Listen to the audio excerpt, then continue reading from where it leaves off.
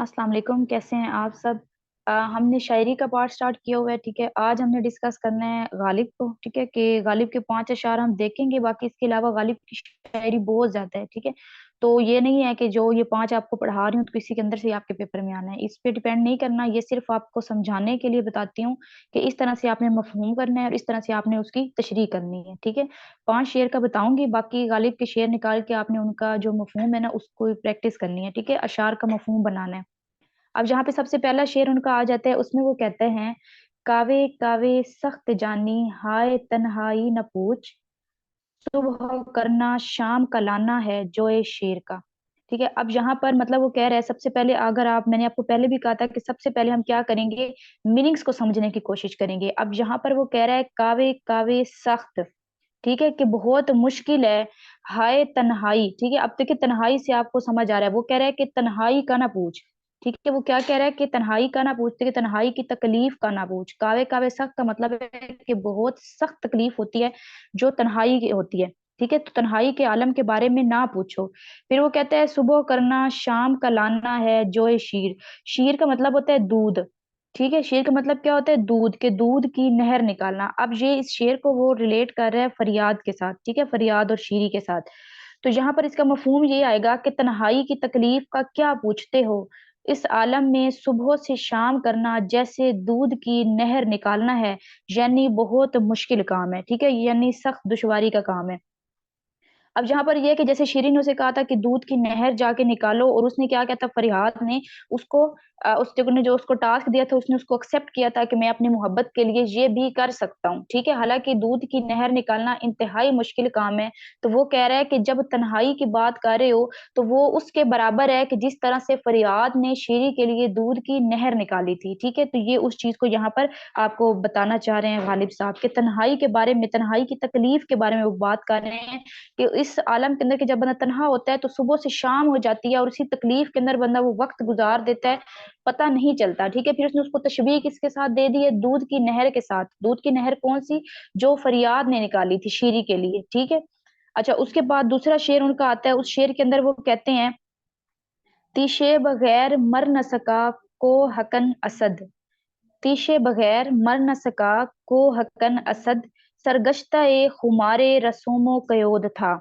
ठीक है, अब यहाँ पर मिर्जा गालिब क्या कर रहे हैं, मिर्जा गालिब यहाँ पर तनकीद कर रहे हैं। ठीक है, क्रिटिसाइज कर रहे हैं, किसके ऊपर कर रहे हैं, फरिहाद और शीरी की मोहब्बत के ऊपर। ठीक है, वो ये कह रहे हैं कि आपको पता होगा कि खसरू खसरू परवेज, जब उसको पता चला कि जो फरियाद है उसने दूध की नहर जो है वो निकाल ली है, तो उसने उसको पैगाम भिजवाया, झूठी खबर उस तक पहुंचाई कि जो शीरी है ना वो मर चुकी है। ठीक है, तो जो फरहाद था उसने क्या किया, उसने अपने ही, उसके पास जो तेशा था उसी के साथ उसने अपना सर फाड़ा और खुद को मार लिया। ठीक है, तो यहाँ पर गालिब जो है ना वो उसके ऊपर तनकीद कर रहे हैं, क्रिटिसाइज कर रहे हैं। ठीक है, उसका मजाक उड़ाना चाह रहे हैं, उसको ये कह रहे हैं कि जो फरहाद था वो भी दुनिया के जैसा निकला। ठीक है, हालांकि जब उसने सुना कि शीरी मर गई है तो उसको तो ये सुनकर ही मर जाना चाहिए था, उसने खुद को मारा।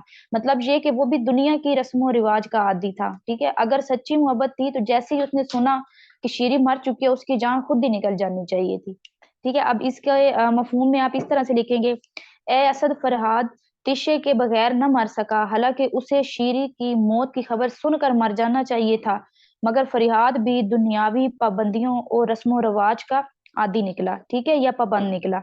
उसके बाद नंबर 3 पे कहता है कि इशरत कतरा है दरिया में फना हो जाना, इशरत कतरा है दरिया में फना हो जाना, दर्द का हद से गुजरना है दवा हो जाना। ठीक है, अब वो यहाँ पर कह रहा है कि अगर पानी का एक कतरा वो बाहर पड़ा ना तो उसकी कोई वैल्यू नहीं है। ठीक है, वो तड़प रहा है अगर वो खाली बाहर पड़ा है, जब वो दरिया के अंदर मिल जाएगा, दरिया में वो फना हो जाएगा, देन उसको वो जो लुत्फ होगा, वो जो इशरत होगी, वो जो मजा होगा वो उसको आएगा। फिर वो कहता है कि दूसरे मिसरे में वो कह रहा है कि दर्द का हद से गुजरना है दवा हो जाना।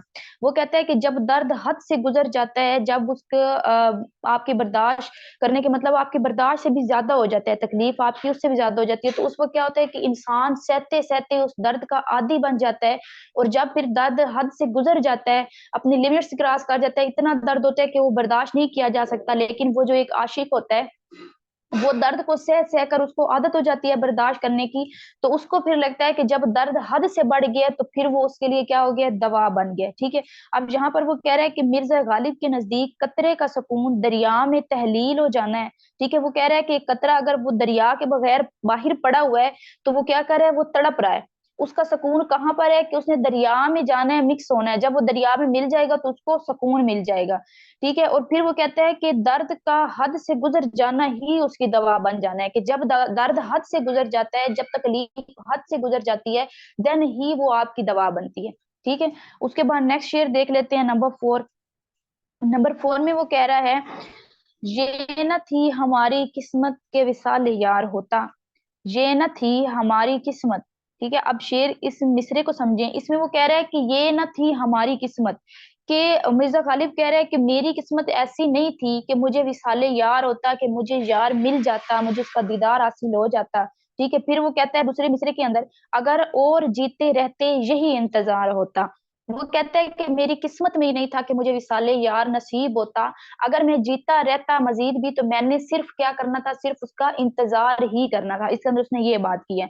मफहूम में देखिए, हमारी ऐसी किस्मत कहाँ है कि हमें महबूब का विसाल मुयस्सर हो, मतलब कि महबूब से मिल सके हम। ठीक है। अगर हम जिंदा भी होते तो हमने सिर्फ उसका क्या करना था, इंतजार ही करना था, उसने हमें मिलना कभी नहीं था। इसके अगले शेर में वो फिर यही बात करता है कि हम तुम्हारे वादे पर क्यों एतबार करते, क्योंकि हमें पता है कि तुमने अपना वादा वफा ही नहीं करना था। नेक्स्ट, ये पूरी गजल है ना, नेक्स्ट के अंदर आगे फिर वो ये बात कर रहे हैं। उसके बाद नंबर 5 आता है। तो नंबर 5 में वो कहता है, कोई मेरे दिल से पूछे तेरे नीम कश को।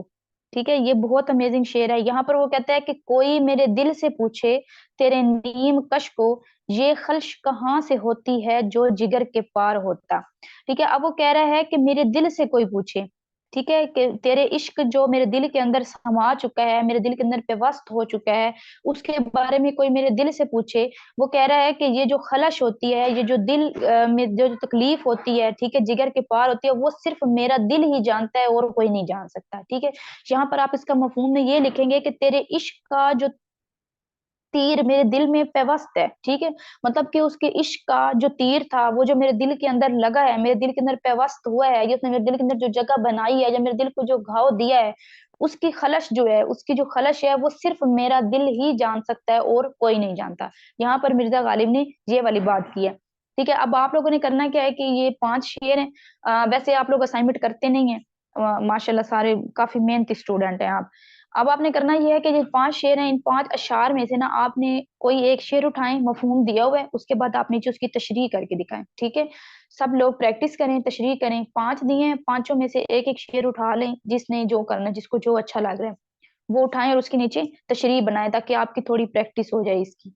ठीक है। फिलहाल आज के लिए इतना ही है, कल इंशाल्लाह नेक्स्ट जो हमारा शेर है उसको पढ़ेंगे। बाकी अगर कोई क्वेश्चन पूछना है या कुछ भी पूछना है वो आप मेरे से कमेंट में पूछ लीजिएगा। अपना ख्याल रखिएगा, दुआओं में याद रखिएगा। अल्लाह हाफिज।